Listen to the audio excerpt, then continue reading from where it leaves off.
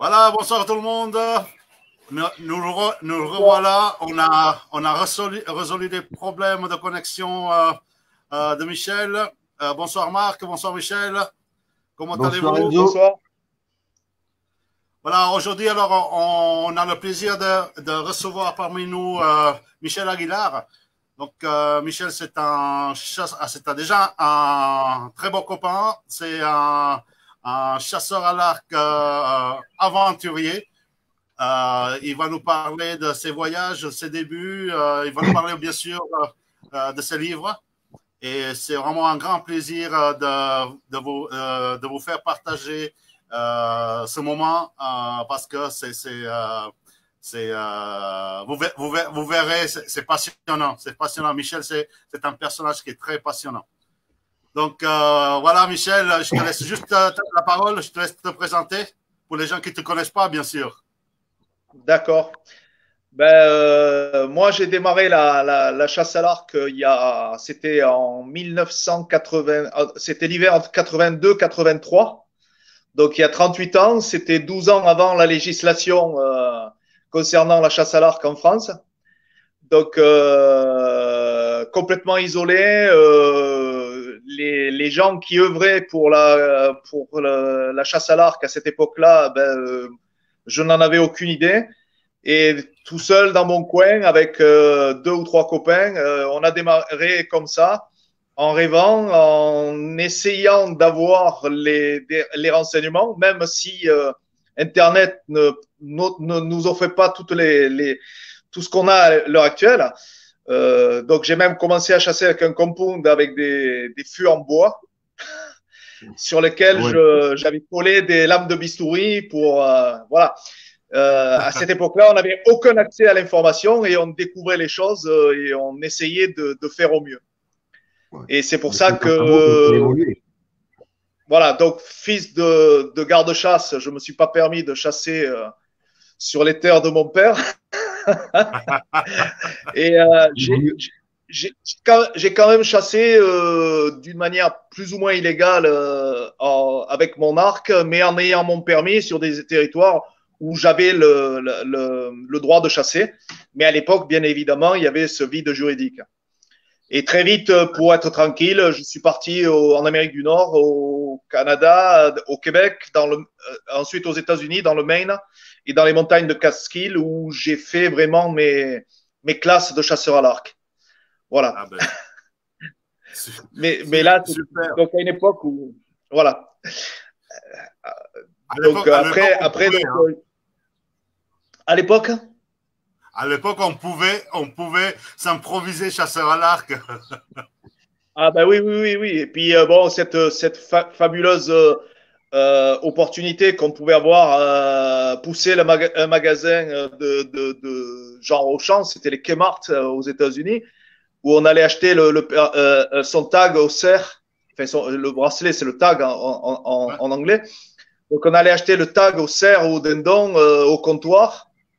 Il suffisait simplement d'avoir une adresse aux États-Unis et puis on partait dans le bois et on se débrouillait, quoi. Donc, un très, très long apprentissage, quoi. Ouais. Voilà. Et les jeunes d'aujourd'hui, ils ont peut-être pas conscience du temps qu'ils gagnent au travers d'Internet et des passionnés et des associations de chasse à l'arc par rapport à tous ces tâtonnements qu'on a eu nous pendant des années et des années. Voilà. Donc, premier cerf aux États-Unis. Oui. Je disais, si on est arrivé là aujourd'hui, c'est aussi grâce à vous. Hein. C'est surtout grâce à vous. Ouais, bon. Comme après, au moment où ça a commencé à bouger en France, c'est le moment où moi je suis parti du territoire français. Donc je suis parti habiter en Polynésie, ensuite en Guyane, ensuite je suis retourné encore en Polynésie, puis je suis allé aux Antilles, et ensuite encore une autre fois je suis allé en Nouvelle-Calédonie. Donc et là ça a été mes bases pour pouvoir chasser. Et puis j'ai eu la fabuleuse chance de faire les championnats du monde FFTL et rencontrer Benito Van Velben qui a été 3 fois champion du monde et qui possédait un immense territoire exclusivement de chasse à l'arc en Afrique. Et pendant 5 ans, j'ai pu aller chasser à l'approche, ce qui n'est pas évident en Afrique. Et donc, j'ai pu me faire une belle expérience africaine après mon expérience américaine. Voilà. Ok. Alors, Michel, moi, je te suis, comme tu sais, sur Facebook, je te suis un petit peu partout. Et j'ai suivi ton dernier trip que tu as fait aux États-Unis, dans les DAO.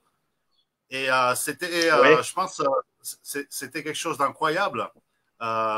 Tu m'as fait vivre, j'ai vécu à travers tes images, à travers tes récits, des super bons moments. C'est comme si j'y étais, sincèrement. Ah ouais. Donc,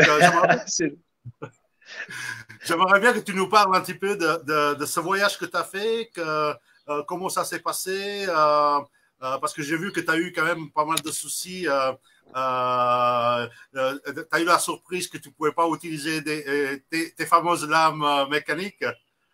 Ouais, donc, ouais. Donc, si tu pouvais nous parler un petit peu de ce voyage, comment ça s'est passé. Il y a une espèce de tradition familiale qui fait que pour tous les 10 ans, je me fais un trip qui sort un petit peu de l'ordinaire, même si j'en ai quelques-uns qui sont passés en dehors de cette tradition. Mais voilà, pour mes 30 ans, je suis allé chasser l'ours dans l'Alberta. Pour mes 40 ans, il y avait le buffle en Argentine. Pour les 50 ans, j'étais allé dans l'Idaho faire chasser le puma. Et pour mes 60 ans, je voulais faire un wapiti. Donc, c'est une longue préparation, mais ceux qui me connaissent savent de quelle manière j'approche les choses. C'est-à-dire que j'essaie de faire toujours par moi-même et toujours un petit peu, pas à l'arrache, mais en essayant d'être le plus autonome possible. Donc, sur le wapiti, j'ai quand même joué la sécurité. Parce que taper un animal de cette taille à plusieurs heures de marche, etc., il me fallait une petite logistique. Et puis mon expérience, toutes mes expériences à l'étranger m'ont démontré que vaut mieux utiliser 100% du temps que l'on a à la chasse plutôt qu'à résoudre des galères. Donc c'est pour ça que voilà, sur Shark, j'avais essayé de l'expliquer. J'ai des expériences de camp dans le Grand Nord, j'ai des expériences de camp dans le désert en Arizona, et on s'aperçoit que le camp bouffe énormément de temps pour l'entretenir, pour la logistique et pour tout le reste, et que finalement, si on a une base, on chasse plus longtemps. Et quand on prépare un plan de chasse sur plusieurs années, chaque heure compte. Et c'est pour ça que tout avait été organisé de mon côté pour que rentabiliser, passer le plus de temps possible dans le bois et non pas en essayant d'assurer une certaine logistique. Voilà. Donc ça, c'était un petit peu le départ. Et c'est pour ça que j'ai choisi de résider chez un outfitter, mais il me faisait que l'hébergement, la préparation des repas. Et si je tapais, il avait des chevaux et des mules pour pouvoir aller chercher le gibier là où il serait tombé. Voilà. Ok, parce que j'ai vu que tu as fait, tu es quand même parti plusieurs jours en forêt tout seul, non? Oui, mais je suis resté,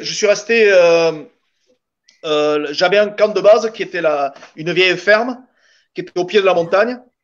Et je pouvais y partir, donc je pouvais prendre des douches, et je pouvais avoir des repas préparés, c'est-à-dire que le soir, lorsque j'arrivais, j'avais un repas de chaud, je me couchais, le lendemain matin, dans le frigo, il y avait un sac avec le pique-nique pour la journée, et je repartais. Ça a été 90% du trip. Ouais. Mais bon, après, je commence à me faire vieux, là. C'était très, très, très dur. C'était très dur. J'avais des montées de 5 heures 5 heures de montée, entre 3 et 5 heures. Donc, quand je dis 5 heures, c'est arrivé que 3 fois. Mais 3 fois attaquer de nuit pour arriver, marcher pendant 4 heures d'affilée dans le noir pour pouvoir faire la dernière heure de marche sur la bonne période pour pouvoir surprendre un muldir, parce que j'avais le cerf-mulet et le wapiti, j'avais les deux tags. Et voilà, ça a été particulièrement difficile. Et puis bon, on apprend toujours. J'étais sur des zones communales, enfin communales, c'est-à-dire des zones ouvertes à tous les chasseurs. C'est pas des propriétés privées. Donc, par exemple, faire 3 heures de montée dans le noir, arriver au niveau des alpages, avoir traversé toute la forêt, arriver au niveau des alpages parce qu'il faisait relativement beau à cette période-là. Dans les elks, enfin les wapitis étaient plutôt sur les sommets.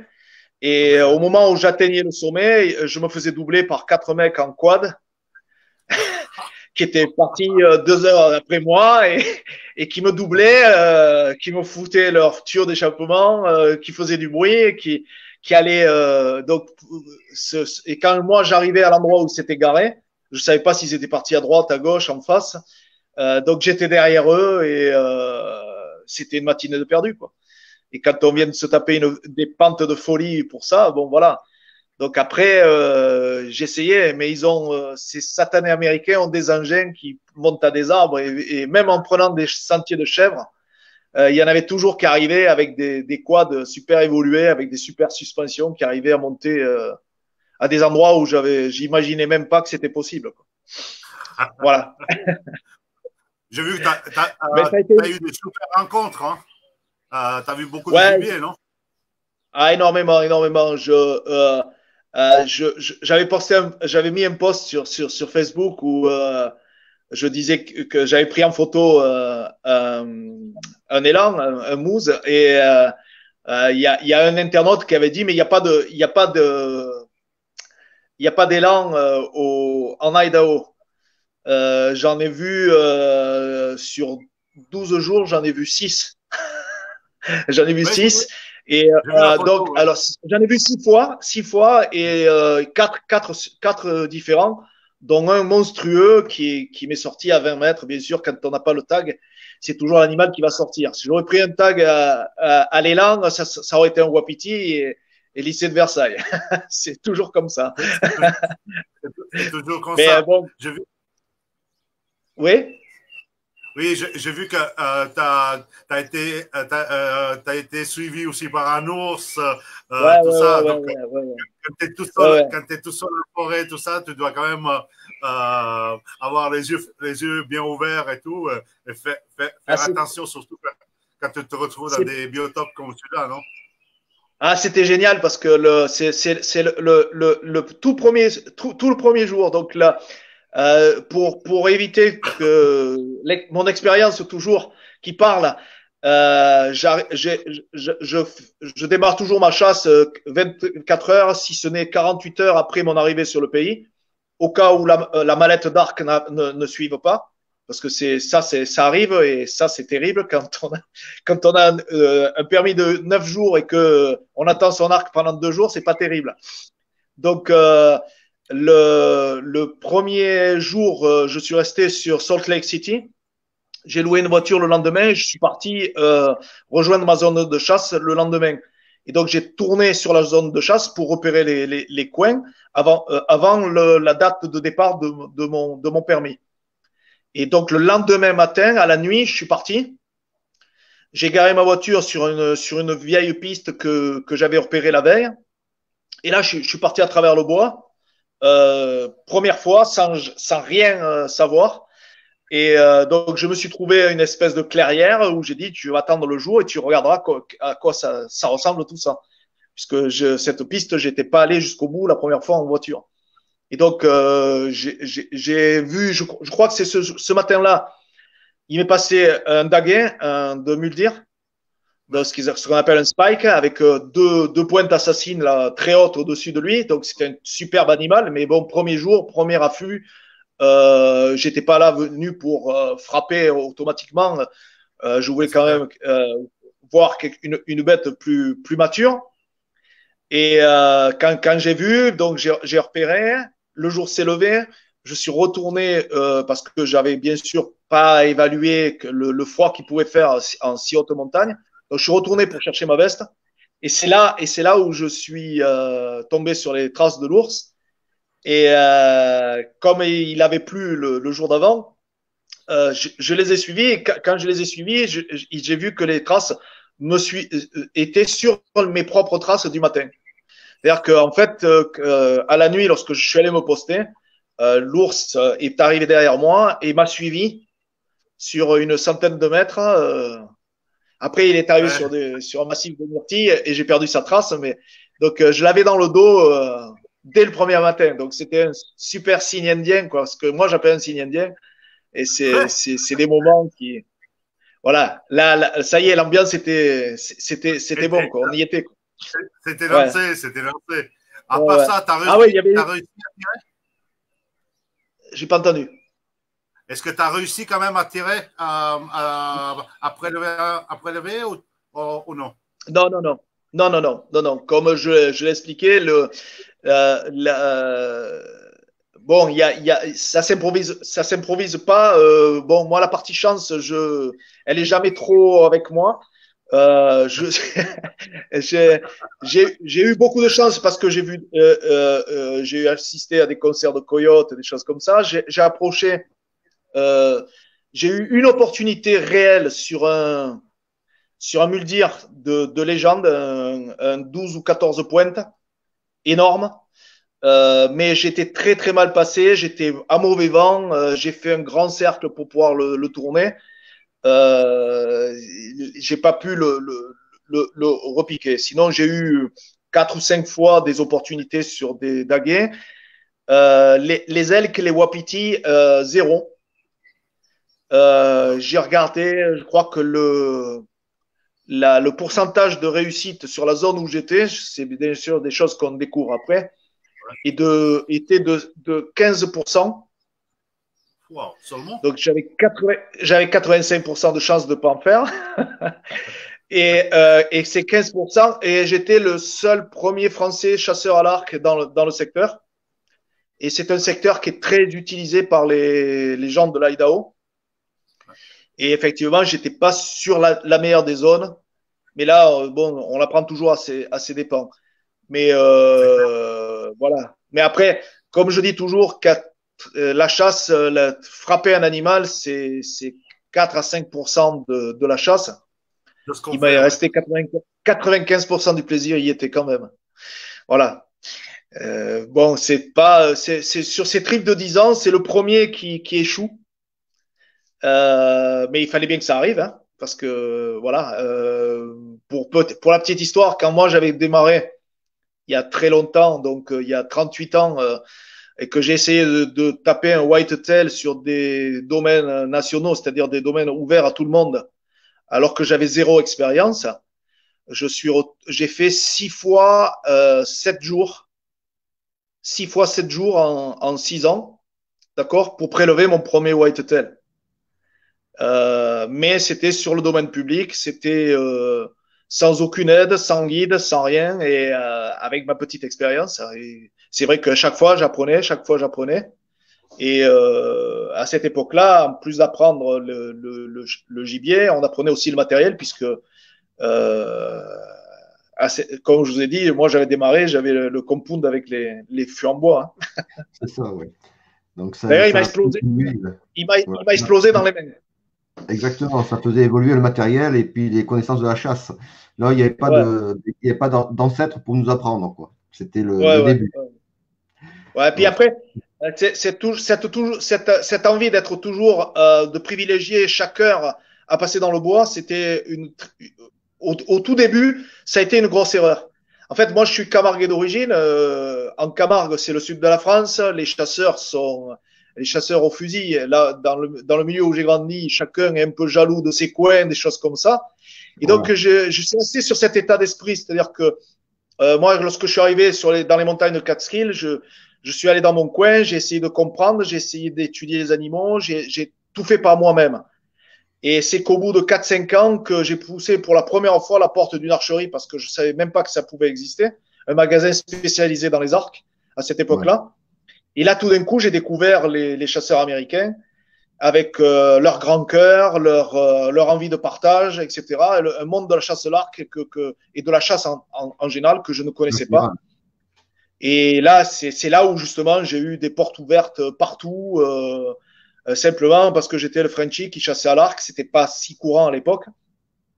Et c'est là où j'ai pu aller sur d'autres territoires, dans d'autres États, et où là, j'ai pu beaucoup mieux appréhender la chasse à l'arc, avoir ce que tout un chacun a aujourd'hui en cliquant sur Internet. Quoi. Tout à fait. Mais à cette époque-là, c'était pas le truc. Quoi. Voilà. Donc là, toi, j'ai une question pour toi. Bon, la question, c'est bonjour, faites-vous appel à un organisme pour organiser votre voyage ou êtes-vous autonome grâce à vos contacts? Je suis. Alors, pour l'Idaho, c'était un mix. Puisque l'Idaho, pour avoir la logistique, j'ai essayé de trouver un prestataire qui pouvait m'apporter ce que je lui demandais.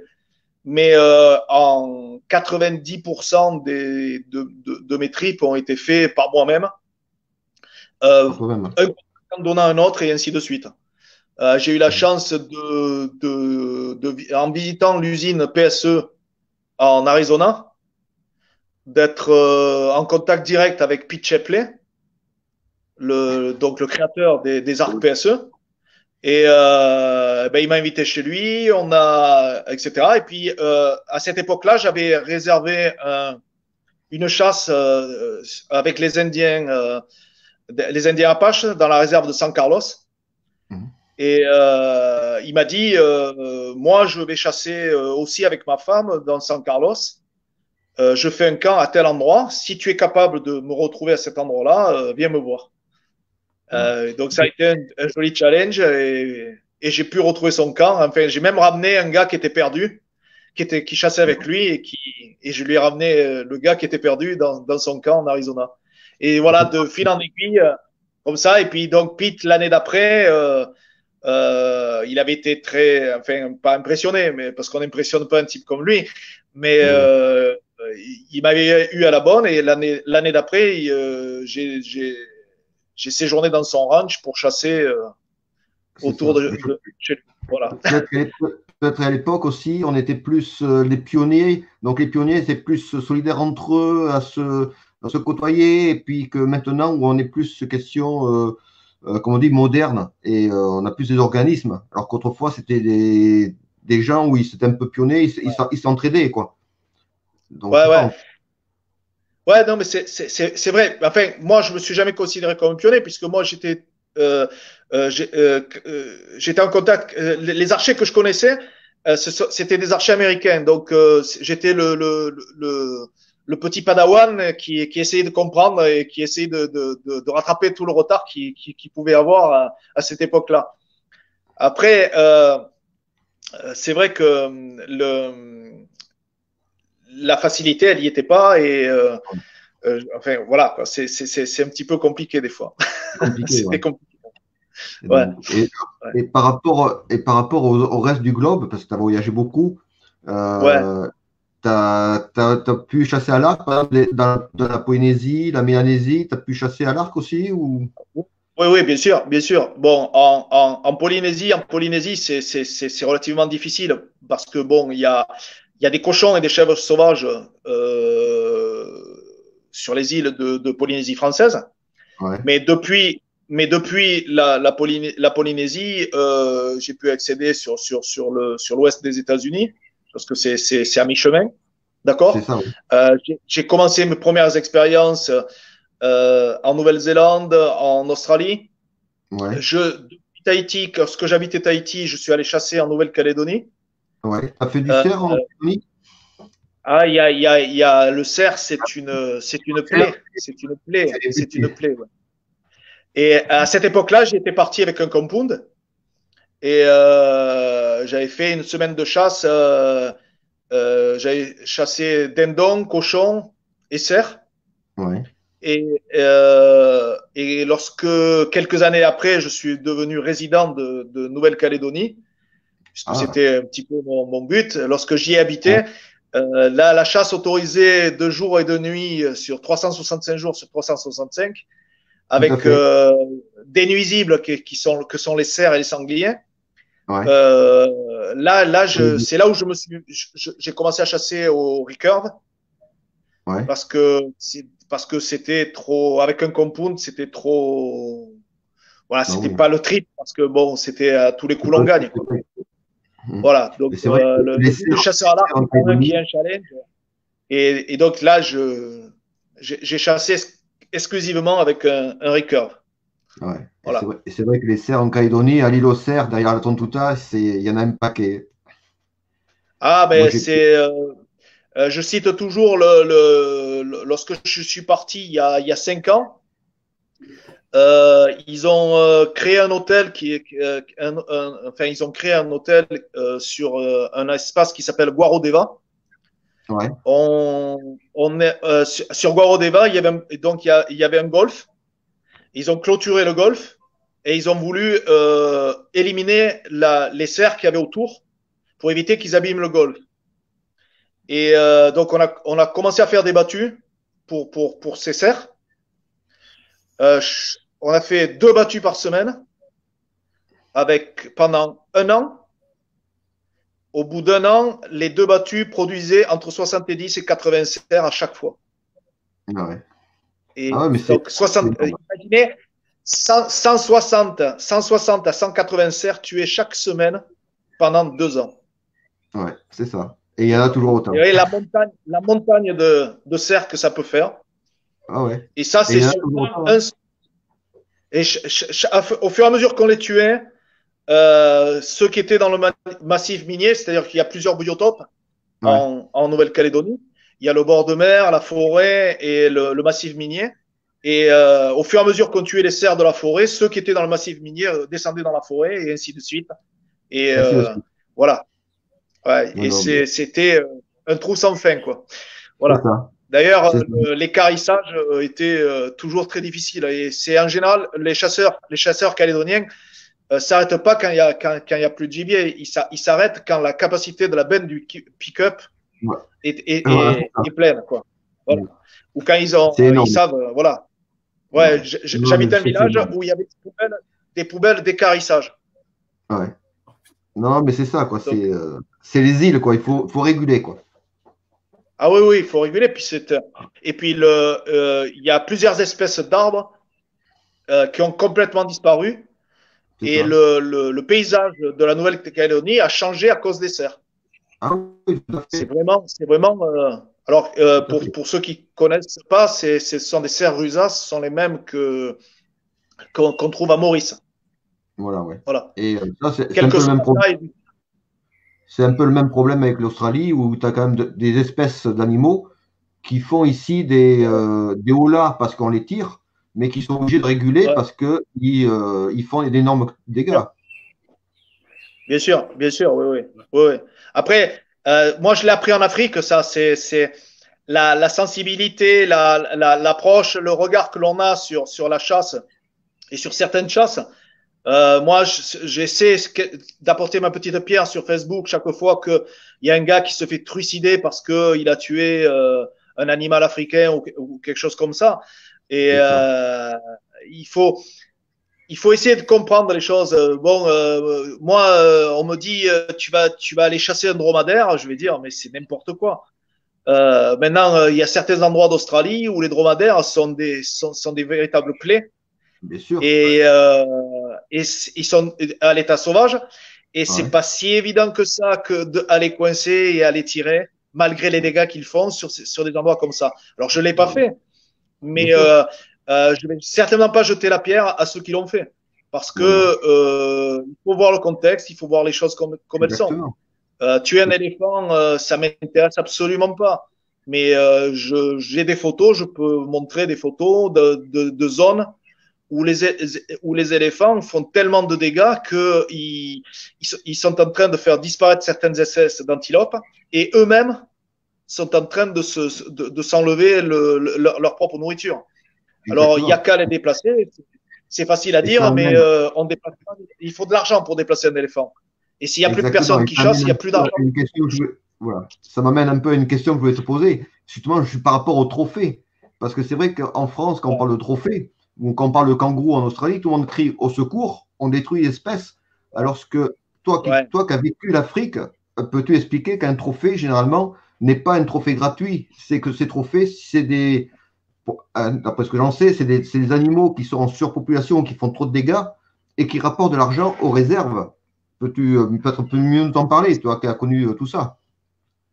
Ben, c'est simple. Moi, j'invite pour ceux qui parlent anglais, à aller sur le site de Dennis Kamstra, qui est une légende de la chasse à l'arc et qui habite au Zimbabwe et qui publie régulièrement des choses à ce niveau-là. Et il expliquait qu'il y a la population des grandes antilopes et des fauves en Afrique. Elle est en augmentation dans tous les pays où on chasse. Elle est en grande diminution dans tous les pays où on ne chasse pas, où la chasse est interdite.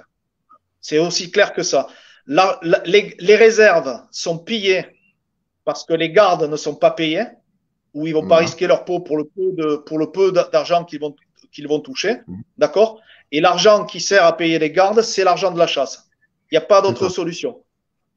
Si on laisse open, les populations, parce que par exemple, si on prend un pays comme l'Afrique du Sud, il y a une très très grosse immigration d'autres Noirs, des autres pays limitrophes et même beaucoup de pays comme le Cameroun, le Sénégal, etc. Il y en a beaucoup qui descendent en Afrique du Sud et ce sont des gens qui, si on laisse ouvert, ils pillent complètement les réserves. Ils piègent partout et il y a pour avoir été pas mal de temps au nord de l'Afrique du Sud, à la frontière de Botswana, il fallait avoir en permanence des gens qui patrouillent, qui tournent autour des zones, et je parle d'une zone minière, même pas une réserve d'animaux, où non seulement les populations ils viennent couper le bois pour utiliser comme combustible, mais en plus ils posent des pièges partout et ils font des choses terribles, quoi. Et la régulation, elle arrive par là, quoi. Et ce sont des pseudo-urbains. Hein. Je parle pas de populations comme les Bushmen ou des gens comme ça qui vont chasser pour se nourrir. Enfin, parce que c'est une voie traditionnelle. Mais c'est l'immigré camerounais du Togo ou du Botswana qui est là en Afrique du Sud qui va braconner. Voilà. Je parle pas, bien sûr, des braconnages organisés pour les cornes et on peut y voir. C'est un autre commerce, ça, c'est différent. Ouais. Alors, Michel, j'ai une question. En fait, j'ai quelqu'un qui se réjouit du mois d'octobre. C'est un autre Michel.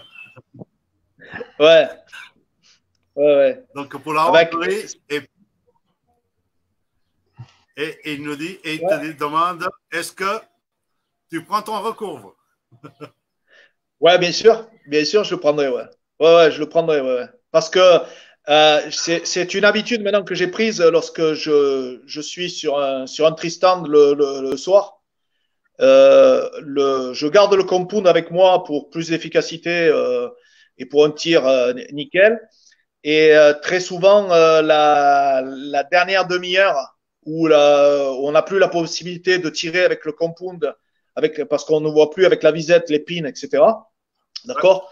De descendre, de me mettre à genoux près du tronc de mon Tristan et faire les dernières 20 minutes avec le recurve pour faire un tir à moins de 10 mètres au cas où. Voilà. Et voilà. Et puis après, s'il y a du petit gibier et qu'on est autorisé, le recurve est là pour ça.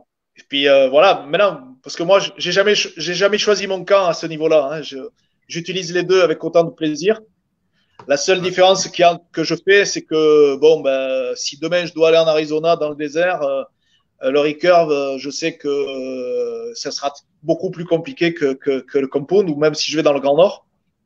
Et voilà, après, voilà, mais c'est deux objets, et c'est pour l'acte final. Hein. L'arc, il est là pour l'acte final. Hein. La chasse, ils sont complémentaires l'un et l'autre. Voilà. Voilà. Bon, c'est donc clair. ça, et puis, on parlait de l'Afrique, mais on peut parler des États-Unis de la même manière. oui, mais tout à fait, avant, j'étais toujours très admiratif. Dans ma région, il y avait un gars qui avait tué 3 buffles à l'arc, 3 buffles africains, des Cape Buffalo, donc un des animaux les plus dangereux de la planète. Et je le considérais comme un demi-dieu. Jusqu'à ce que je comprenne et que je connaisse le lieu où il les faisait, etc. Et à ce moment-là, je me suis aperçu que finalement, c'était pas un type si extraordinaire que ça. Et par contre, j'ai un immense respect pour certains chasseurs qui ont fait des animaux beaucoup moins prestigieux, mais dans les règles et sur la bonne voie. Voilà. Tuer un ours, voilà, moi, avec mon expérience à moi, tuer un ours qui a la tête dans un bidon rempli de cookies et que c'est quelqu'un d'autre qui l'a trouvé, quelqu'un d'autre qui l'a appâté, quelqu'un d'autre qui l'a tenu là, arriver, monter sur un arbre et lui mettre une flèche, c'est pas chasser l'ours, c'est tirer un ours.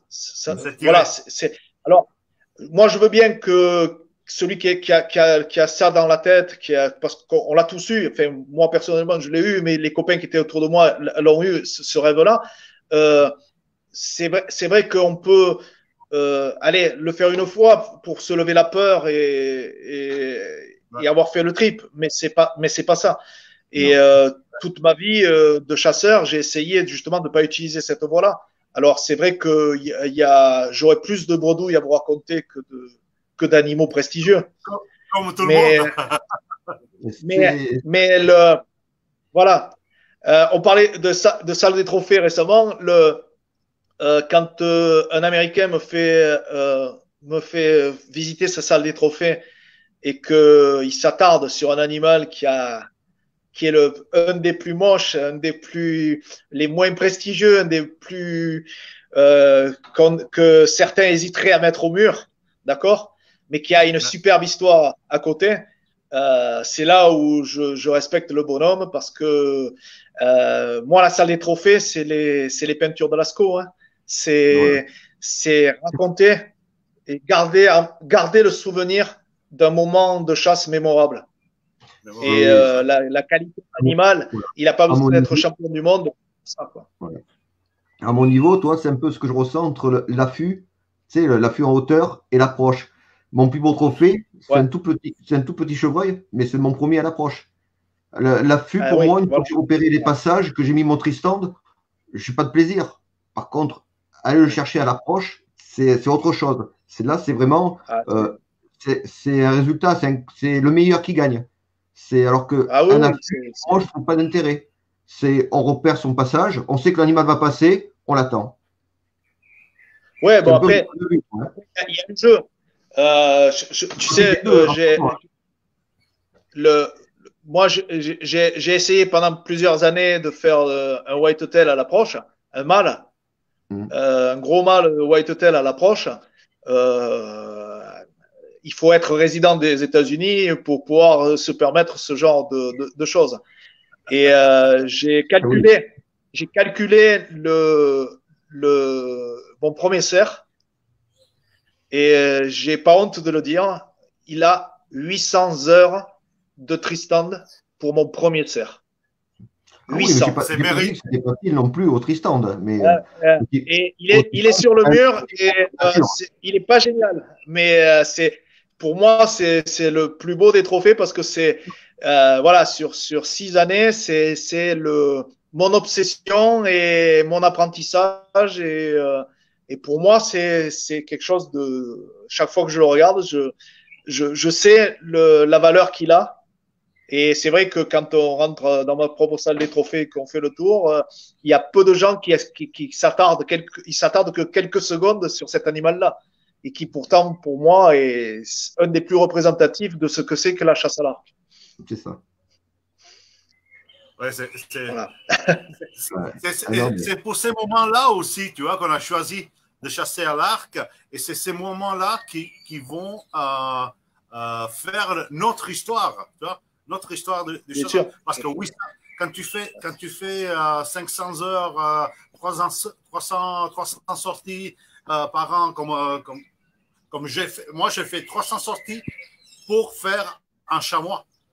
Alors, mais tu vois, c'est ce que tu gardes. Tu dis, voilà, celui-là, il sera toujours imprégné dans ma mémoire. Ça sera, c'est mon trophée. Tu vois, c'est magnifique. C'est magnifique. Et puis, j'avais une question. Vas-y. Oui, Michel. J'avais une question. Oui. J'ai vu que tu as chassé aussi en Namibie, non? Non. J'ai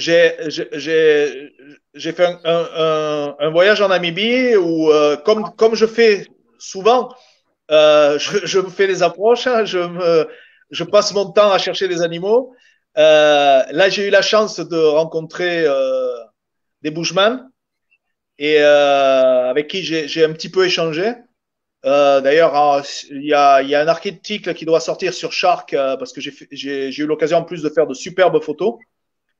Et non, en Namibie, je n'ai pas chassé. Je me suis fait quelques petites approches, mais non, je n'ai pas chassé. Mais ça, c'est une habitude. Hein, tu sais, il y a beaucoup d'États américains où je me suis amusé à faire des approches et où j'ai jamais chassé.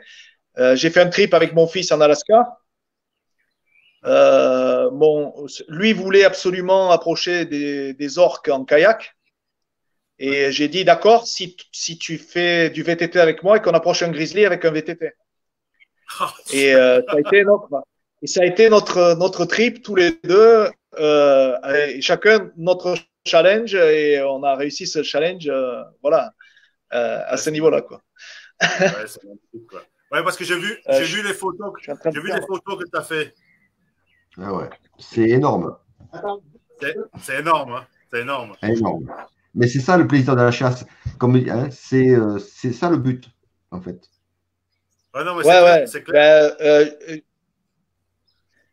Tu as vu aussi mon premier passage dans le Dakota, par exemple.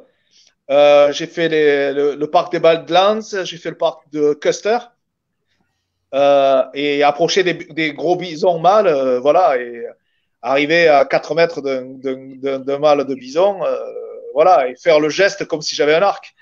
Et ça, j'encourage tous les jeunes chasseurs où qu'on soit, où qu'on se promène, on a l'occasion de faire des approches. Bien sûr. Que ça soit sur un ragondin, un renard, un cerf, dès qu'on est dans un milieu naturel, enfin, pour moi, c'est l'essence même de mes sorties dans la nature. Voilà. J'ai vu ce qui m'a impressionné, j'ai vu que tu as pris une photo en Namibie d'un habitant de la région avec un arc et des flèches. Ouais, c'est un bushman. Ouais. C'est un truc de fou, c'est magnifique, quoi. J'ai trouvé cette photo, je me suis dit, ouais, Michel qui part avec son arc, je savais pas que tu n'avais pas chassé, mais que tu as été trouvé quelqu'un qui peut chasser à l'arc là-bas. C'est un truc de fou. C'est un truc de fou. Ah bah, ouais, parce que enfin, il piège beaucoup. Hein. L'arc, il n'est pas utilisé, et puis quand il est utilisé, il n'est pas utilisé dans notre esprit à nous. Hein. Okay. C'est par exemple, ouais, c'est alimentaire, c'est pas très clean de la manière dont la plupart des Africains utilisent l'arc. Donc souvent c'est pour finir les animaux dans le piège, et souvent ils ont des arcs qui ne nécessitent pas, qui n'ont pas aucune puissance, donc c'est au poison. Et voilà. Et dans le meilleur des cas, c'est le poison. Dans le pire, c'est le nombre de flèches multiplié sur un animal qui est déjà diminué parce qu'on y a cassé une patte ou autre chose comme ça. Donc là, il faut voir un petit peu. Voilà, il faut regarder les choses. Voilà. Après, c'est rigolo parce que quand on parle des rêves comme ça, quand j'ai chassé avec les Apaches, les Apaches, quand je suis arrivé avec mon arc, les Apaches, ils m'ont dit, mais ça, c'est fait pour les gosses. Nous, personne n'utilise un arc. Genre, t'es con, quoi. Tu perds ton temps. Voilà, ça remet les pendules à l'heure, quoi, tu vois. Je suis allé sur les territoires interdits à la frontière du Brésil, au fin fond de la Guyane, avec des Indiens Wayana. Quand on est monté sur la pirogue, la première des choses que je vois, c'est que les gars, ils avaient foutu deux arcs avec des flèches dans la pirogue. Alors, j'avais la banane, j'étais heureux, j'ai dit, voilà, enfin, tu vas chasser avec, etc. En fait, l'arc, il tire les grandes iguanes au calibre 12 à la cime des arbres. Et très souvent, l'iguane, lorsqu'elle tombe, elle se coince dans les branches. Et là, avec un arc qui ressemble à un longbow, hein, un arc simple, etc., pousse avec des flèches, avec un embout genre blunt, il pousse l'iguane pour qu'elle tombe dans l'eau pour pouvoir la récupérer. Et donc, ils ont la capacité, parce qu'en plus, ils tirent super bien, ils ont la capacité de chasser à l'arc, mais ils ne se servent des arcs que de cette manière-là. Et éventuellement pour pêcher. Mais là encore, même pour pêcher, c'est juste pour jouer. Parce que s'ils veulent manger du poisson, ils piègent. Et voilà. Et voilà. Après, on peut toujours dénaturer la chose. On peut toujours essayer de dire oui, j'ai chassé avec des gars. Regardez, je pars. Certains le font. On se monte avec l'Indien, avec les flèches, l'arc dans la pirogue. On les voit pêcher à l'arc, etc. Mais dans les faits, voilà. Et puis il faut se mettre à leur place aussi. Hein. Il faut remplir la gamelle le soir. Hein. Nous, on peut faire 20 sorties sans rien tuer. Eux, ça devient dramatique s'ils le font pas. Ouais. Ouais, non, mais j'imagine. Ouais. Il faut qu'ils utilisent aussi une autre manière pour pouvoir assurer aussi leur repas, quoi. Bien sûr. C'est clair. Bon, Michel, est-ce que tu veux nous parler un petit peu de tes livres? J'ai mis ton site où on peut les trouver pour les personnes qui voudraient commander tout ça. Si tu pourrais nous parler un petit peu déjà de la trilogie, les trois qui se suivent. En plus, j'ai vu que tu en as fait un dernier. Donc, si tu veux nous en parler un peu, ça serait très sympa. Donc, j'ai commencé à écrire lorsque j'étais en Polynésie. Là, j'avais commencé un petit peu à écrire et des copains m'avaient dit c'est vrai, tu écris super bien, tu devrais écrire des romans, etc. Et quand je me suis lancé, enfin, en fait, c'est mon trip des 40 ans au buffle. J'ai raconté ma chasse au buffle qui a duré qui a duré 11 jours derrière le même animal. Et je me suis amusé à décrire ces 11 jours de mon point de vue, et j'ai imaginé du point de vue du buffle. Et j'avais écrit ce roman un peu c'est pas autobiographique, mais enfin, c'est une partie de ma vie, et c'est rigoureusement exact. Et quand j'ai commencé à le présenter à l'édition, on m'a dit, mais ça, c'est une niche qui est peanuts, c'est même pas la peine, etc. C'est bien écrit, mais ça vaut rien du tout, quoi, au niveau commercial. Et donc, je me suis servi de mon expérience de chasse à l'ours et de mon expérience parce que je suis aussi un pêcheur sous-marin, je fais de la chasse sous-marine. Et donc, j'ai écrit Entre l'ours et la murène, qui est les premières aventures des deux archers, et où je mets en scène donc deux copains qui vont pour leur première fois chasser l'ours au Canada. et on découvre leurs problématiques. Mais c'est quand même un roman policier. Donc, dans le Grand Nord, il croise la route d'un gars qui a piqué des choses à l'armée canadienne et qui est poursuivi par un gang de Yakuza. Donc voilà, mais là, je mets en route toute ma passion de l'éthologie. Donc, on passe du temps avec un ours, avec des loups, avec d'autres animaux au travers de mes lectures. Et c'est devenu presque une marque de fabrique. Et ces aventures-là de ces deux archers, je les ai continuées en Polynésie. Donc, le premier, c'est donc entre l'ours et la murène, où donc, il se passe en Alberta et en Polynésie. Ensuite, j'ai écrit entre la murène et le jaguar, où il se passe en Polynésie et en Guyane. Et un dernier qui se passe en Guyane et en Afrique du Sud, qui est entre le jaguar et le rhinocéros. Et chaque fois, toujours cadencé par des intermèdes où on suit un animal qui va créer l'effet papillon ou la petite chose qui va faire basculer l'histoire dans un sens ou dans un autre. Mais chaque fois, ce sont mes expériences de chasseur, les lieux dans lesquels j'ai chassé. Mais évidemment, quand j'étais en Afrique, j'ai pas croisé la route de dangereux mercenaires cubains avec les poches remplies de diamants, ce qui est le cas de mes héros. Voilà. Ça fait longtemps que tu écris? Ça fait longtemps ça fait 7 ans, 7-8 ans, 7-8 ans maintenant, ouais.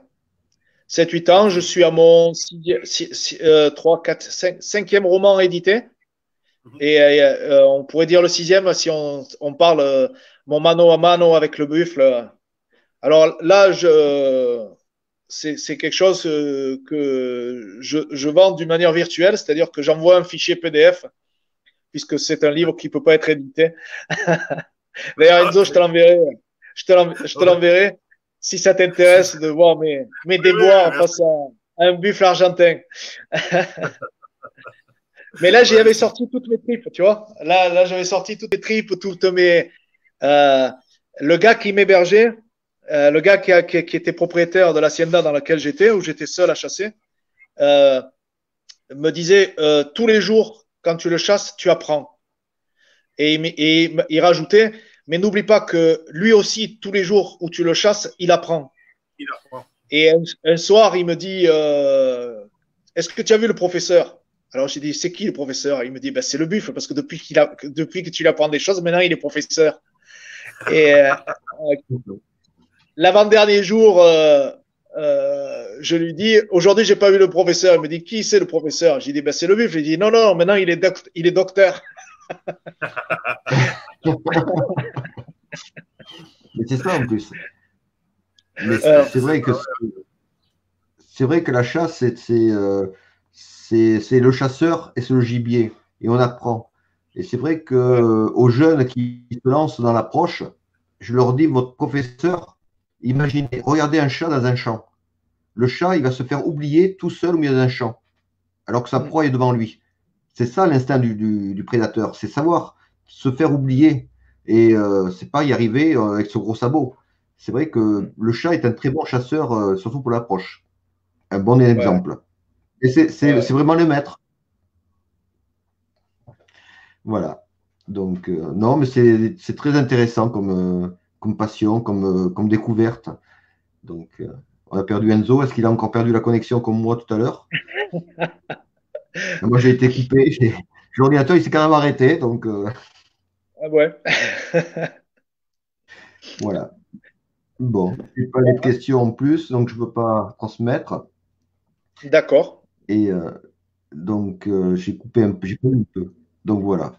Donc, c'est donc l'Afrique, les États-Unis du Nord aussi. Et, oui. Et en famille, tu chasses en famille?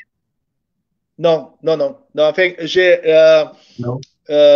non, j'ai un neveu qui a commencé la chasse à l'arc l'année dernière et qui est devenu mon petit padawan. Donc, et je transmets pas mal de choses. Et qui a fait son premier chevreuil sa première année en fin de saison là. et qu'il a fait dans les règles. Bon, je suis un professeur peut-être exigeant là, de ce côté-là. Je lui montre pas la voie la plus facile, mais ce qu'il a décroché, il a décroché grâce à ses propres qualités. Et c'est comme ça que je vois les choses. Je pense que la voie la plus facile n'existe pas. La nature sait nous le rappeler. Des fois, Oui. des fois le gibier le plus facile, c'est le gibier le plus facile qui est le plus difficile à avoir. Oui, oui, mais rien n'est écrit là. Non, rien n'est écrit, donc c'est pour ça. Donc c'est l'instinct qui entre en jeu. Et comme tu disais tout à l'heure, la chasse à l'arc, c'est aussi l'approche. Moi, je me suis vu, ma plus belle expérience, c'est une battue mixte. Bon, ça, j'en fais aussi sur le sanglier. Et avoir un chevreuil, une chevrette exactement, qui vient prendre la coulée, qui vient se mettre à côté de toi où tu peux mettre la main au-dessus d'elle et qui écoute les chiens. Ça fait que là, tu as su rentrer dans la nature. Et en fait, tu n'es plus le prédateur de la nature, tu fais partie de la nature. Et là, tu rentres vraiment dans ton rôle. Et avoir une chevrette à côté de toi, comme tu aurais ton chien d'arrêt, et un animal sauvage, là, tu te dis, j'ai quand même gagné. Même si tu n'as pas tiré la chevrette. Je vais te donner une petite expérience. J'avais fait un affût sur une coulée qui allait en Afrique, qui allait vers un point d'eau, mais j'étais très très loin du point d'eau parce que je m'étais aperçu qu'autour du point d'eau, les animaux ils étaient trop en éveil pour pouvoir être approchés. Et je m'étais fait un affût sur un côté là, et il y a un steenbok, qui est une petite antilope, qui est venue se coucher à un mètre de moi.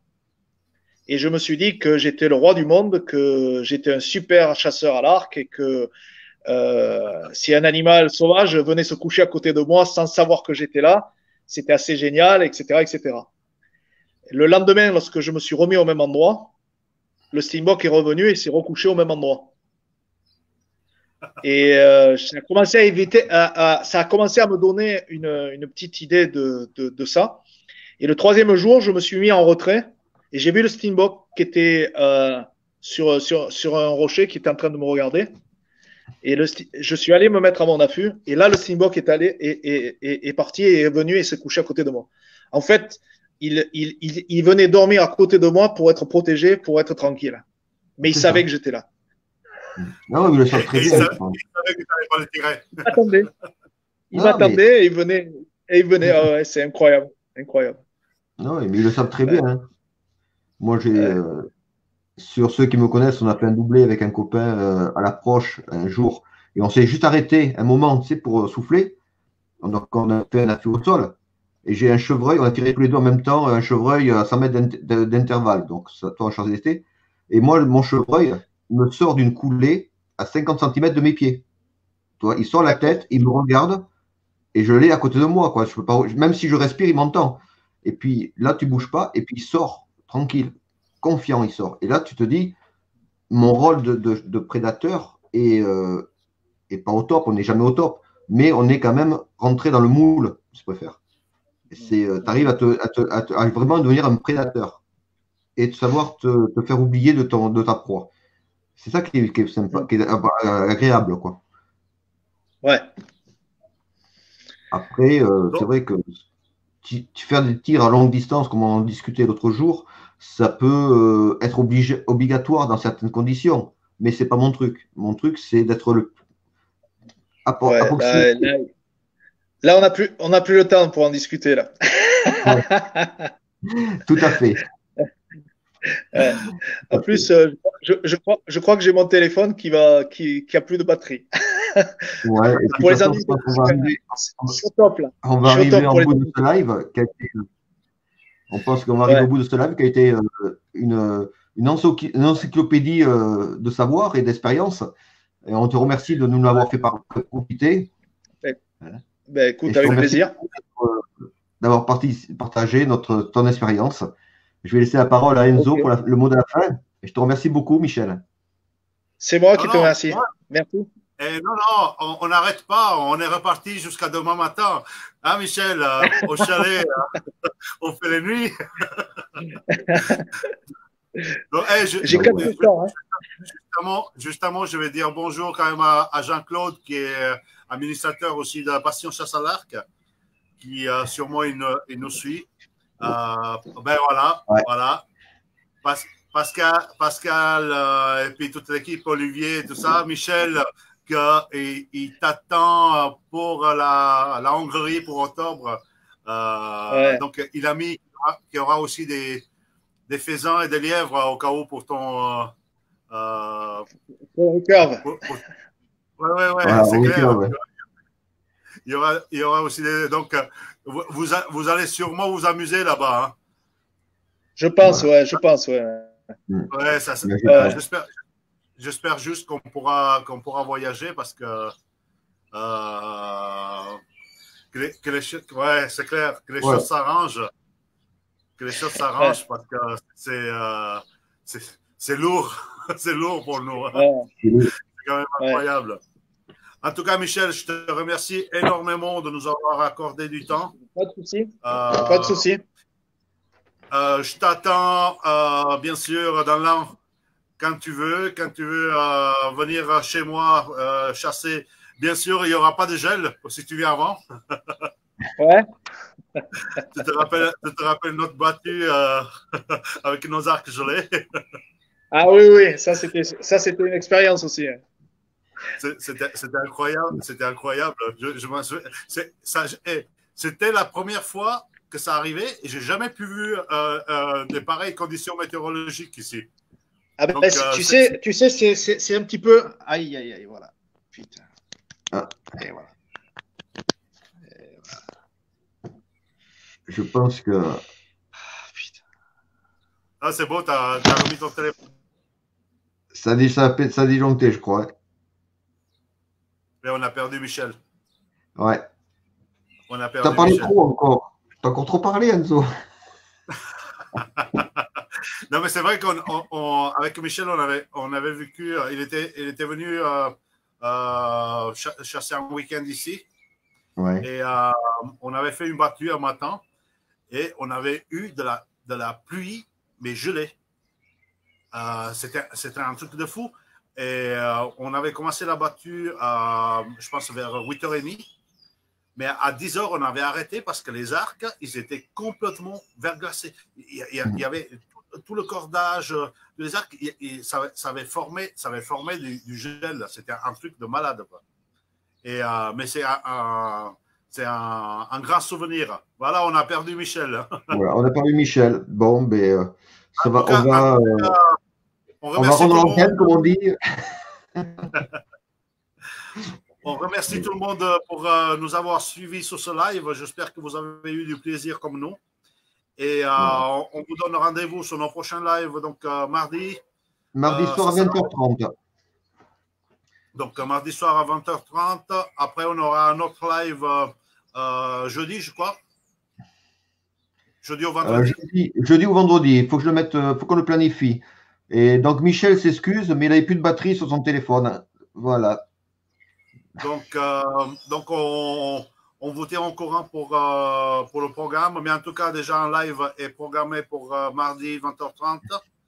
Et on va avoir du plaisir comme on a eu aujourd'hui. Allez. Allez, ciao tout le monde. Bon appétit tout le monde. Et puis portez-vous bien. Prenez soin de vous. Ciao. Ciao. Bonne fête dimanche. Ciao. Ciao.